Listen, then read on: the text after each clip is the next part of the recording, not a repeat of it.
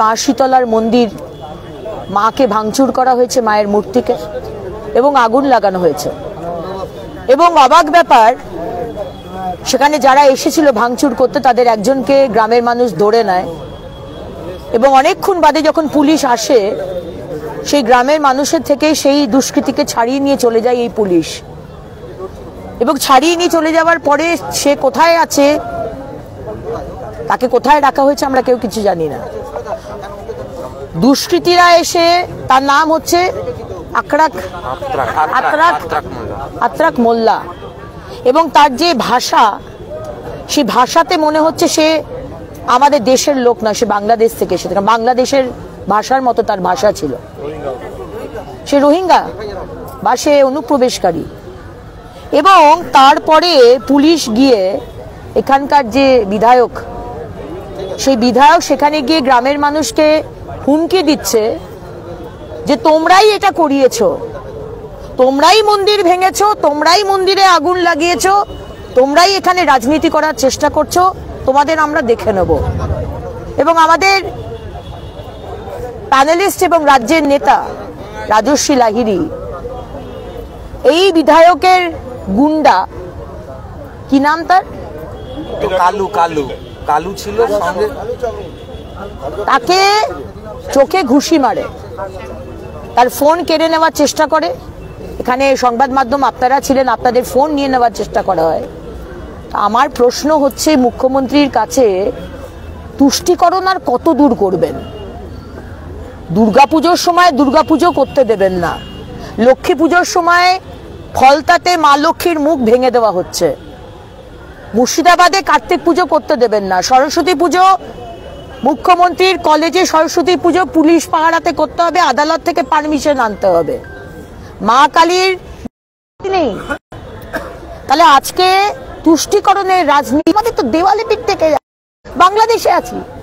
ভাবতে পারেন বাংলাদেশে বা পাকিস্তানে বা আফগানিস্তানে কোন মসজিদে হিন্দু গিয়ে ভাঙলো মসজিদ, আর পাকিস্তানের পুলিশ তাকে আড়াল করে নিয়ে যাচ্ছে, ভাবা যায় এটা? পশ্চিমবঙ্গে সেটা হয়। বিভাস সর্দার তিনি সেখানে প্রবলেমটাকে সলভ না করে, যারা জিহাদি, যারা মন্দির ভেঙেছে তাদের অ্যারেস্ট করা হোক, তাদের শাস্তি দেওয়া হোক, এটা না বলে তিনি গ্রামের মানুষকে বলছেন তোরা এটা করেছিস, মানে উল্টো ফাঁসাবার এবং হুমকি দেওয়ার চেষ্টা করা। এবং তার সাকরেদরা বলছে এই সপ্তাহের মধ্যেই তোর ব্যবস্থা হবে। অবশ্য আমি অবাক হব না, কারণ উনি তো টিএমসি করেন, মুখ্যমন্ত্রী মমতা বন্দ্যোপাধ্যায় তৃণমূল করেন, তুষ্টিকরণের রাজনীতি যেটা মুখ্যমন্ত্রী করেন ওনাকেও সেটাই করতে হয়। হ্যাঁ, আমরা তো কমপ্লেন করবো, আমরা এফআইআর জানাবো। আজকে রাজস্বী লাহিড়ীকে যেভাবে মারা হয়েছে এবং যেভাবে উনি গ্রামের মানুষকে হুমকি দিচ্ছেন, this is an independent Democratic country. আমাদের এমএলএ সাহেব এখানে এসে যদি মনে করেন জনপ্রতিনিধি হয়ে উনি হুমকি দিতে পারেন, উনি কিন্তু ভুল ভাবছেন।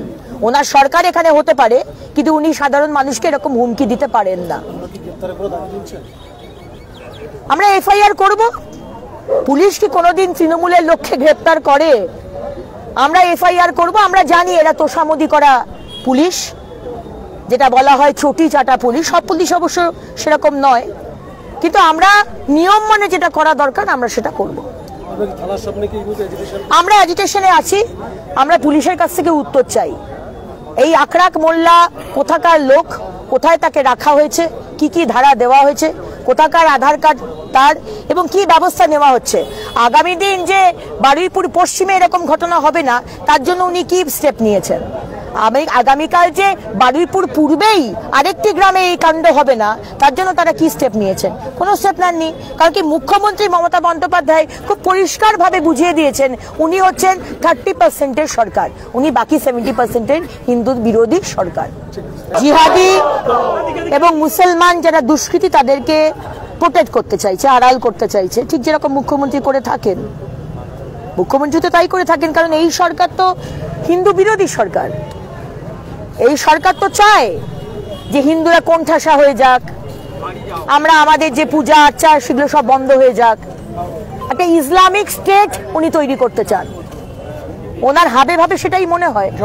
এবং জনপ্রতিনিধির যে রোল হওয়া উচিত, উনি সবার জনপ্রতিনিধি, উনি হিন্দুরও জনপ্রতিনিধি, উনি মুসলমানেরও জনপ্রতিনিধি।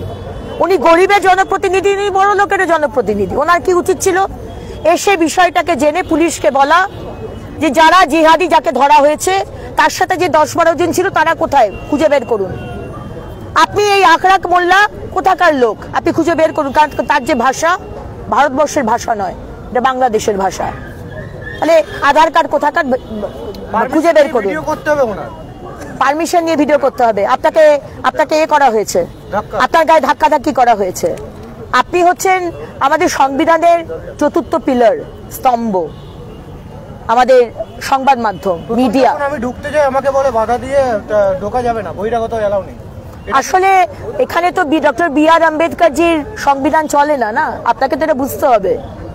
এখানে তো মমতা বন্দ্যোপাধ্যায়ের সংবিধান চলে। দিদি, সংবাদ মাধ্যমকে কেন বাধা দেওয়া হচ্ছে? কারণ আপনারা সত্য ঘটনাটা মানুষের সামনে ঢুকতে দেওয়া হয়নি, পরবর্তীতে স্থানীয় বাসিন্দারা গিয়ে আমাদেরকে ঢোকায়। কেন ঢুকতে দেওয়া হবে না? কেন? ভারতবর্ষ তো ডক্টর বি.আর. আম্বেদকরজির সংবিধান আমরা জানি সেখানে চলে। পশ্চিমবঙ্গে কি অন্য সংবিধান আছে যে আপনাদের সংবাদ মাধ্যমকে ঢুকতে দেওয়া হবে না? কেন বিধায়ক কেন বলছেন যে আপনারা ভিডিও করতে পারবেন না? কেন? যখন মন্দিরটা ভাঙা হয়েছিল, যখন আগুন লাগিয়ে দেওয়া হলো, যখন পুলিশ দুষ্কৃতীকে নিয়ে বেরিয়ে গেল, তখন তো আপনি দেখতে আসেননি? সত্যি ঘটনা জানাতে হবে না বাংলার মানুষ, ভারতবর্ষের মানুষকে? আজকে পশ্চিমবঙ্গে হিন্দুদেরকে কিভাবে অত্যাচার করা হচ্ছে। ওনার সঙ্গে পুলিশও ছিল।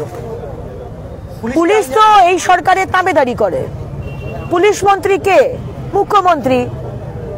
সব পুলিশ যে খারাপ এটা বলবো না, কিন্তু বেশিরভাগ পুলিশই পারচেসড বা ভয়ে। এই বুঝি সুন্দরবন ট্রান্সফার করে দিল, কারোর সিদ্ধারা নেই। অভিযুক্তকে তড়িঘড়ি করে কেন সরিয়ে নেওয়া হলো? সরিয়ে নেওয়া হলো তাকে বাঁচাবার জন্য। কারণ এই সরকার, মমতা ব্যানার্জির সরকার, মুসলিমদের, সংখ্যালঘুদের, রোহিঙ্গাদের, অনুপ্রবেশকারীদের এই পশ্চিমবঙ্গে ঢুকিয়েছেন। আজকে বারুইপুর পূর্বতে দেখা যাচ্ছে 15% পপুলেশন গ্রোথ লাস্ট 5 বছরে। এবং শুধু বারুইপুর পূর্ব নয়, এরকম 82টা অ্যাসেম্বলি যেখানে মুসলিম অধ্যুষিত, সেখানে অস্বাভাবিকভাবে পপুলেশন বেড়েছে। কি করে পারলো? আনন্যাচারাল। এটা মুখ্যমন্ত্রী মমতা বন্দ্যোপাধ্যায়ের সরকার বাংলাদেশ থেকে রোহিঙ্গাদের ঢুকিয়েছে। আজকে 1 বছর বাকি, এখন নাকে কান্না গাইছে। এই ইলেকশন কমিশন দেখছে না, ইলেকশন বিজেপি ঢুকিয়ে দিয়েছে। মানে উনি চাইছেন যে আমাদের বাঙালি, অবাঙালি, মতুয়া, রাজবংশী ভোটারদের কেটে দেওয়া। দিদি, এই মুহূর্তে একটা ভিডিও সামনে এলো যেখানে রাজশ্রী লাহিড়ীর ওপর মানে যে আক্রমণ করা হয়েছে, চোখে ঘুষি মারা হয়েছে, সেই ফুটেজ সামনে আসছে। দেখুন, আজকে আমরা এফআইআর করব এবং আমাদের রাজ্যের নেতা রাজশ্রী লাহিড়ী এবং আমাদের স্পোকসপারসন, তাকে যেভাবে চোখে মারা হয়েছে এবং আমাদের সেখানকার যে কার্যকর্তা সুশোভন, তাকে যেভাবে হুমকি দেওয়া হচ্ছে, এখানকার আপনাদের বিধায়ক এবং তার সাকরেদরা বলছে আজকে রাতের মধ্যে তাকে নাকি অ্যারেস্ট করা হবে এবং এই সপ্তাহের মধ্যে তার ব্যবস্থা হবে। কি আছে এটা? রাত্রিবেলা অ্যারেস্ট করা হবে বলে ওকে খুনি থ্রেট দিয়ে যাচ্ছে সুশোভনকে। দিদি, এমনও বলা হয়েছে যে সুশোভন রায় যিনি রয়েছেন বিজেপি নেতা, ওনাকে বাইরে আসতে বলুন। আমরা আলোচনার জন্য ভিতরে যাব না। ওনাকে বাইরে এসে পাবলিকের সামনে কথা বলতে হবে। এখানে কোনো বললাম তো, এখানে কোনো লুকোচুরি ব্যাপার নেই। সামনে এসে কথা বলতে বলুন, পাবলিকের সামনে এসে কথা বলবে। আমরা ভিতরে গিয়ে কথা বলি না, আমরা মানুষের সাথে কথা বলি। পুলিশ এই জিনিসটা চাইছে কেন? আমাদের ভিডিও ভালো লাগলে লাইক এবং শেয়ার করুন। কমেন্ট সেকশনে গিয়ে জানান আপনাদের মতামত। আরও ভিডিও পেতে আমাদের চ্যানেল সাবস্ক্রাইব করুন এবং প্রতি মুহূর্তে খবরের আপডেট পেতে প্রেস করুন বেল আইকন।